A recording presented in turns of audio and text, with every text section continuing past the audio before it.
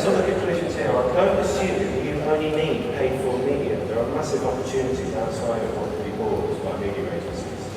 Rethink how budget is allocated as well. In this new world, maybe we need to be allocating more to production, because production is what draws people in. Okay? And maybe we put less into media, which is something that sort of reaches out.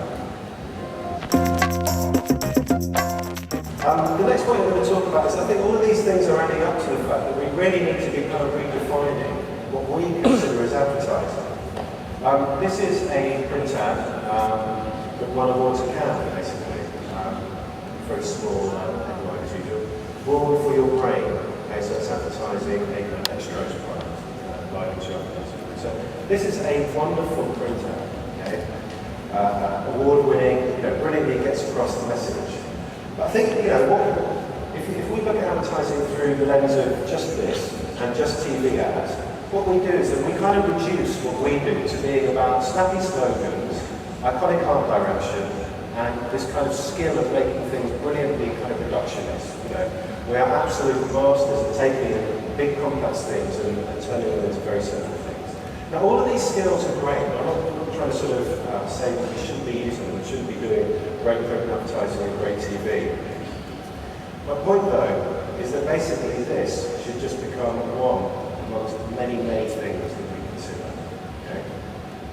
So we as an industry, and also I think as clients, can really help with this, is that we need to start thinking about infinite possibilities in terms of communication, not just print and TV.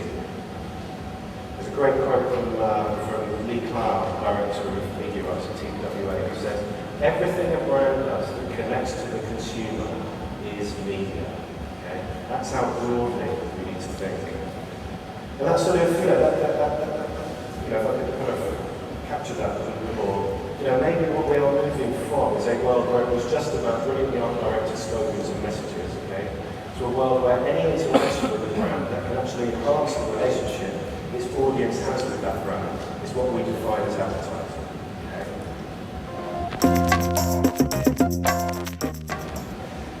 Now the next thing to sort of build on that is that one of the things that we need to be looking at as we look to exploit the power of channels is developing content. And content has to be worthy of people's time. I think that's one thing that's true of the world of interactive advertising. If we interrupt people's living room with a telly ad, it better be worth their time to watch, but it becomes even more important when you're dealing with content, because nobody is going to visit a website or sort of engage with a TV program that a brand has created unless it's good, okay? Unless it's a worthy experience. And part of this sort of change is if we're going to start developing content, we again need to change our mindset a little bit, okay? And start thinking almost as producers. We can think of brands as production houses, not just as kind of as companies that sort of sell things. And here's a great quote from this guy called Spencer Bain at Virtues. He says, "Every brand today has to think and act like a media company, rather than pushing stuff out there to instead aim to pull the audience in." Now the first thing is that what's quite interesting in a lot of these examples is that there's been a great focus on objectives first rather than solutions. I think always in our industry we're guilty of jumping to the solution of it's a telly ad.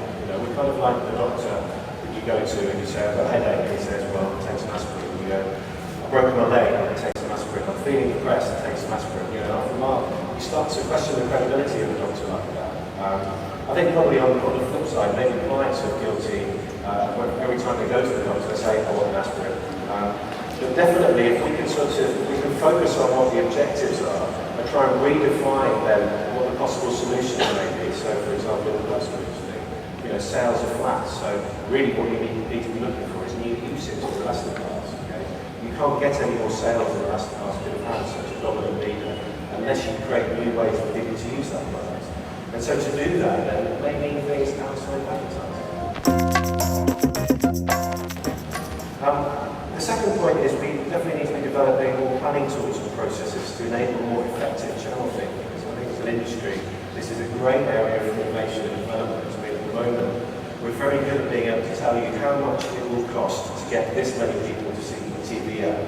But we find it very hard to compute and to get metrics for how much we can amplify ideas, such as the Wonder Bar example. Who could have measured that before the graph? The other point is about brand creativity, not just comms creativity. So again, thinking about how we can reinvent products and services and brands, this thing that, as I said, agencies used to do brilliantly in the past, and we've kind of forgotten about that. And then the other point is about how we can harness creativity outside of the agency. So we are very well skilled at sort of harnessing the skills of producing for TV and print.